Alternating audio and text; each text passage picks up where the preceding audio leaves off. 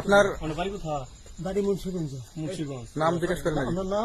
আমার নাম বিচারপতি শামসুদ্দিন চৌধুরী মানিক।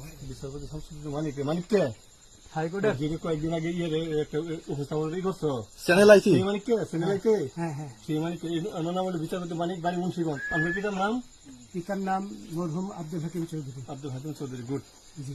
আপনি এই যে পালাইতেছেন কেন বলেন? ভয়ে পালাইতেছি। কার বইয়ে? আর প্রশাসনের ভয়ে। প্রশাসনের বইয়ে? ওই একটা মেয়ে যে বলছিলেন যে ইয়ের বাচ্চা দীপ্তি চৌধুরী, ওইটা আমি খবর চাইছি। হ্যাঁ? আমি বলি আপনাকে, আমি এই যে দেখাচ্ছি, আমি হ্যাঁ। এই রোগী। কিসের? আমি তো কত রুগী নেই, মিডিয়াতে তো খুব সুন্দর। আচ্ছা আচ্ছা শোনেন সাইনিস সাহেব, একটু স্লো।